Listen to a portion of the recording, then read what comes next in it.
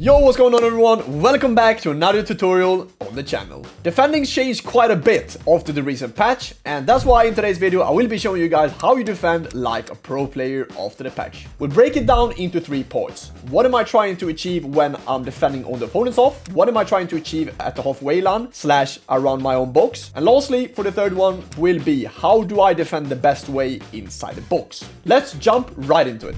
So, starting off with what you're trying to do, or what I'm trying to do when I'm defending against other pro players. Basically, when I am on their own half. When they are trying to build up, what am I trying to achieve? So, the number one thing that I'm trying to achieve when I'm defending is a lot of times on this game, it's very hard to put pressure on the ball holder in their own half. Basically, because pressuring in this game is basically non-existent. I think it's super hard to pressure play, especially on the opponent's half. That's why I'm just trying to bring back as many players as I can and make it compact. So, we play against a guy here, I think I believe it was Greece in the Euros. And as you see here, I'm trying to kind of fake press here with Nico. But at the same time, I realize, okay, I don't really have the facilities here to be able to put pressure on the ball holder. So the thing that I'm trying to do is that I'm trying to drag back Nico to cut off that Mbappé. And this is the number one thing that you guys should focus on. Try to drag down players to make it compact in the middle and cover off the passing lanes for him to be able to go forward. Because the one thing that we're trying to achieve in this game when we're trying to defend is to slow the opponent down. So, starting off here once again, this is kind of like the opponent's halfway line-ish. And as you see here, I'll slow him down. I made him do a backwards pass, which is great. After this, I want to do an offside trap to make it more compact and our team can push up. And he is basically having a harder time finding the timings when he is going back into his own half. So as you see here once again, I'm trying to cut off that pass with Mbappé as I do with Nico Williams. As I see this, I try to do second man press with Nico, which is basically be used by R1. And that's going to be the AI pressuring for you. As you see here, I'm holding in R1. As you see, it's this kind of green triangle above Nico's head, which means that I'm doing second man press with him. But also with Zico, you see I'm trying to cover off his midfielder, so he can't really make this progressive pass off the pitch. And once he needs to go to his midfielders, that's fine. The most important thing here is that I rather don't want him to break the line. Even though in this game it's very easy to break the counter midfield line. Obviously, a lot of people play with the young Reinders and stuff, and you have tiki-taka goal, you have incisive pass, you have all these kind of playstyles to be able to make it easier for you. And that's why you see the young Reinders in a lot of these teams, because they have the best playstyles for passing. So as I said here, once again then, I drag down Zico, and after this, I see, okay, I can maybe get a bit close with Mbappé, but I'm not really bothering about going into De Jong, so I'm trying to drag down Pina. And once again here, I do second man press with Pina, and at the same time I'm trying to cover off Reinders, but also Bonmati, who is in this kind of threatening space in behind.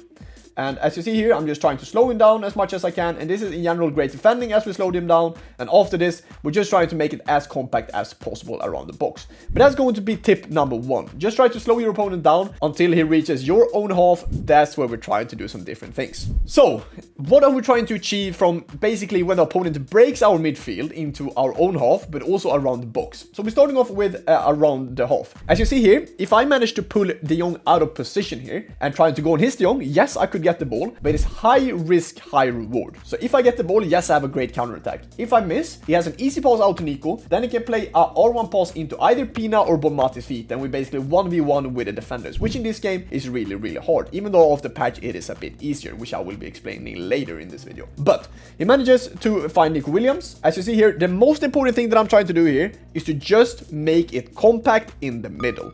And a lot of times, very good players, they want to be able to find this pocket of space in between the fullback and center backs, because in general, that's kind of like the kind of money space you want to find, because that space you can attack. And why is that? Basically, because switching into a player in these kind of spaces is hard, because sometimes when I do L1 switching, I can get Nuno Mendes for example, where I want to get Marquinhos. And that's when the defending is hard. He finds the pocket of space in between, and then he can attack the space from there.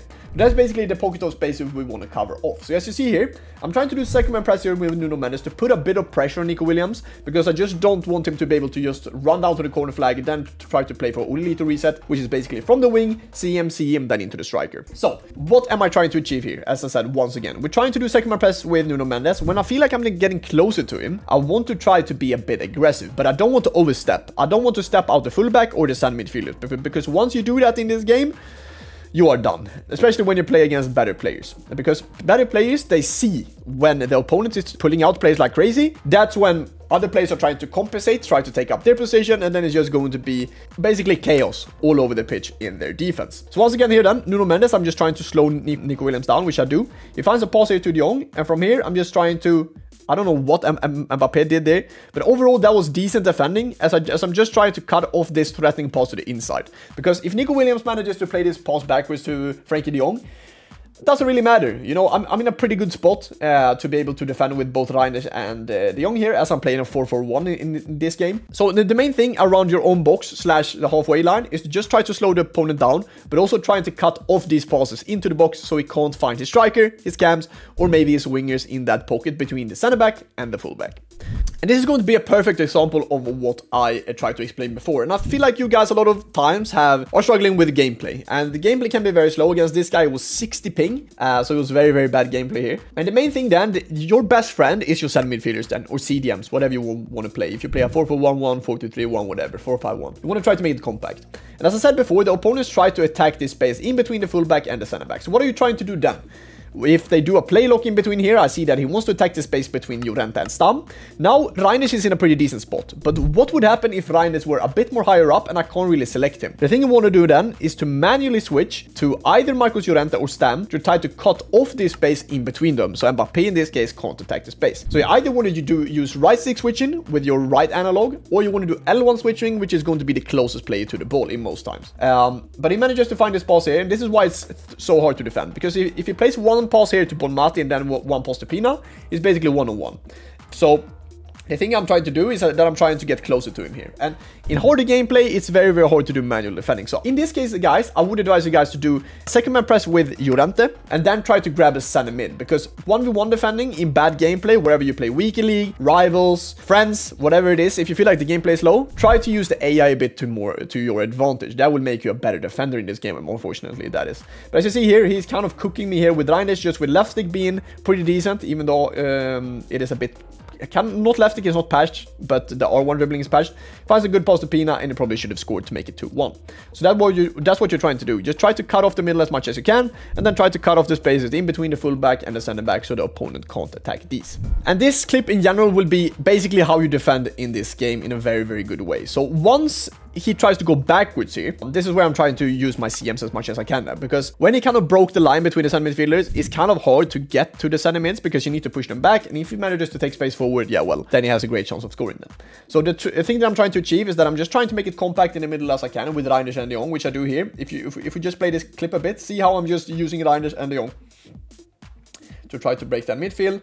Now, when he finds a threatening pass to Pina, I'm still on De Jong. As I said, this ping is super, super bad in this game, so the gameplay is not the greatest. But I'm doing second man press with Marquinhos. A second man press is still very, very good in this game. And I'm just trying to cut off the passes with De Jong here. Yes, the gameplay is a bit bad. He manages to try a shot, but Marquinhos is in front of it, and we managed to defend it pretty well.